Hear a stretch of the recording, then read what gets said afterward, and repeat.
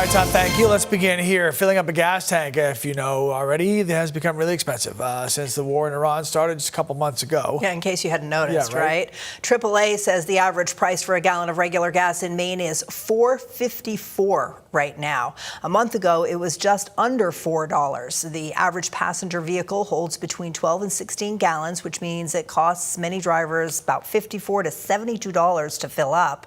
Some drivers we spoke to say they're really feeling the pinch. When I'm going to and from work, I take another car that gets a lot better gas mileage. So those are the realities. Well, I don't like it, obviously.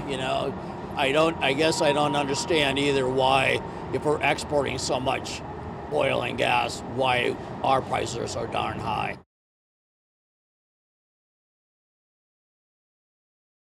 Impacting first responders. Officials in Penobscot County say surging fuel prices are adding up quickly for fire, EMS, and law enforcement agencies.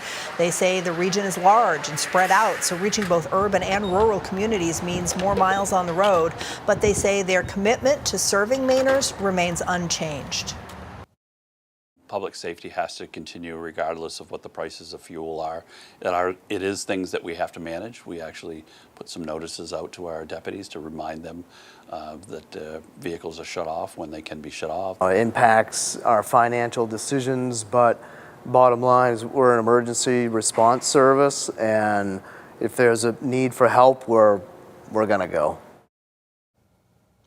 Officials say response times and day-to-day operations will remain the same despite the spike in fuel costs.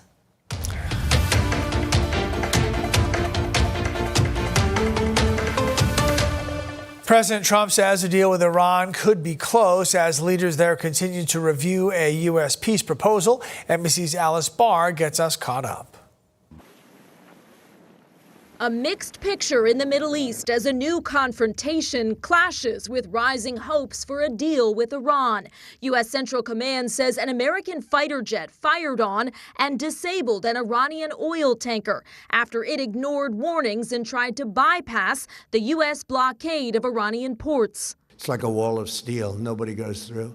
That as stocks rallied over reports in the Wall Street Journal about a one-page, 14-point U.S. proposal to end the war, citing people familiar. Iranian media quoted a foreign ministry spokesperson saying a U.S. proposal is under review. We've had very good talks over the last 24 hours, and it's very possible that we'll make a deal. New NBC News reporting reveals President Trump paused his Project Freedom effort to guide ships through the Strait of Hormuz after pushback from a key U.S. ally.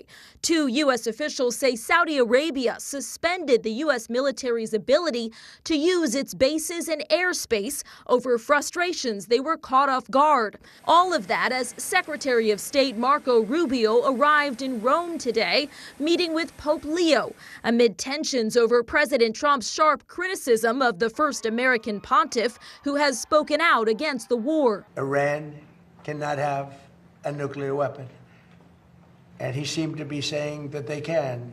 The Pope rejects that, saying the Catholic Church has always opposed nuclear weapons. I always believe that it's much better to enter into dialogue than to look for arms. Secretary Rubio denied his visit is meant to smooth relations with the Vatican.